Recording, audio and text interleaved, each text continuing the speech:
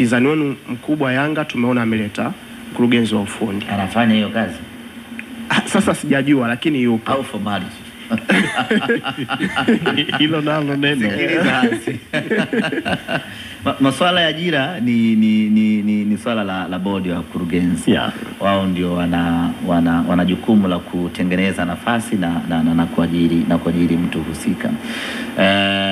Kwa sasa maamuzi yote yanafanyika kwa kutumia viongozi tuliokuwa nao, bodi ya wakurugenzi ambayo inakuwa na kamati zake mbalimbali. Kuna kamati ya ufundi, kuna kamati ya mashindano, ndio ambao wanahusika kwenye kufanya maamuzi yote ya kiufundi kwa kushirikiana na technical bench ya wakati husika. Itakapofika wakati ambapo itaonekana ni lazima kuwa na mtu wa eneo fulani, kwa maana mkurugenzi wa ufundi, mkurugenzi wa michezo, mkurugenzi wa kitu gani, basi hiyo itakuja kufanyika kwa wakati husika. Kwa semaji sasa hivi huo mpango bado haupo. Huo mpango haupo. Sijui kwa sababu mimi sikai kwenye vikao kwenye vikao vya kimaamuzi, ni mpaka wao wapitishe bane mtangaze Jeffrey au hapa ni mkurugenzi wetu, mimi hapo ndo natangaza. Okay, sawa. Ahmed, ilikuwa ghafla sana. Nini kiliwavutia ama kimewavutia kwa Pantev? Kwanza Pantev hakuwa plan yetu. Msimu huu sisi plan yetu ilikuwa ni Fadlu, na tulitengeneza mpango wa msimu huu kwa kutumia akili ya Fadlu. Usajili kwa 100% amefanya yeye, na unajua kuna wakati mwalimu huwa anataka nafasi, yani nataka kiungo mwenye sifa 1, 2, 3. Kwa nyinyi mnaingia sokoni kutafuta man with that character, lakini safari hii ikawa ni tofauti. Anasema namtaka Jeff Lea, sijui mnaelewa, namtaka Hans Raphael. Kwa nyinyi mnakwenda sokoni na jina la mchezaji husika mnamchukua. Kwa plani yetu ilikuwa ni Fadlu Davis, na ndiye ambaye ametengeneza mchoro mzima wa Simba msimu huu. Yakutokea mwalimu Fadlu akabwaga manyanga, sasa yuko zake Raja Casablanca. Tunafanyaje sasa kwenye situation kama hiyo? Tutafute mwalimu kwa haraka hapa. Mwalimu tunayemtaka ni mwalimu ambaye yupo kazini hivi sasa, yuko active hivi sasa. Bahati nzuri mbele yetu kila tukiangalia tunamuona Dimitar Pantev. Baada ya kuja jina la Dimitar Pantev, kabla ya kwenda kuangalia amesoma wapi, amefanya kitu gani, tukamwangalia Dimitar Pantev msimu uliopita, kwa maana mwaka juzi tukamwona ana ubingwa wa ligi kuu ya Cameroon. Tukaiangalia timu aliyoipa ubingwa ni timu ya kawaida, wala sio giant wa Cameroon. Lakini yeye alifika pale ndani ya msimu mmoja akawapa ubingwa. Akatoka akapata daunono zaidi, akaenda Botswana, akaenda kufundisha Gaborone. Ndani ya msimu mmoja akawapa ubingwa. Gaborone United sio giant wa Botswana, wako wakubwa wa Botswana. Yeye kafika pale akaenda akawapa ubingwa. Kwa hapo tu peke yake unajiuliza huyu ni mtu wa aina gani? Ingekuwa ni the same country, the same team, ungesema amesha dominate, pengine wapinzani dhaifu, ndio maana ameweza kuchukua ubingwa mara 2 mtawalia. Lakini ni ubingwa mara 2 mtawalia katika nchi mbili tofauti. Maana yake hapa huyu mwalimu ana kitu cha ziada. Lakini tumecheza naye sisi huyu home and away. Nyumbani kwake tumemfunga 1-0, lakini tulishikilia roho kweli. Nyumbani kwetu tumetoka 1-1, lakini sisi ndio tuliteseka vibaya. Sisi ndio tulikuwa tuko nyumbani siku zile Benjamin Mkapa.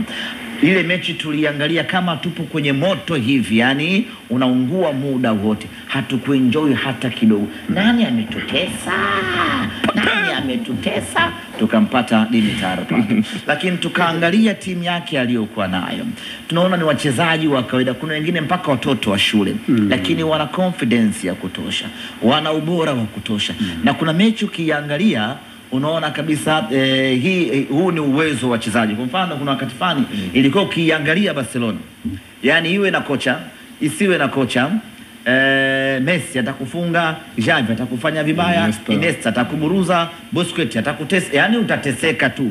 Hiyo ni individual brilliance ya wachezaji. Lakini ukiwaangalia wale Gaborone, ukitoa yule bwana mmoja alikuwa pembeni, sijui alikuwa anaitwa Kamanyani. Yule ndo unamuona ni mchezaji mwenye uwezo binafsi wa kujitegemea, lakini the rest wanacheza kwa maelekezo. Nani anatoa haya maelekezo?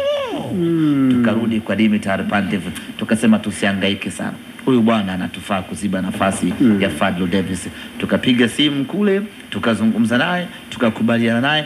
Tunamaliza kuzungumza naye Dimitar Pantev, jamaa zetu nao hawa hapa wanagonga hodi wanataka Dimitar Pantev wao baba.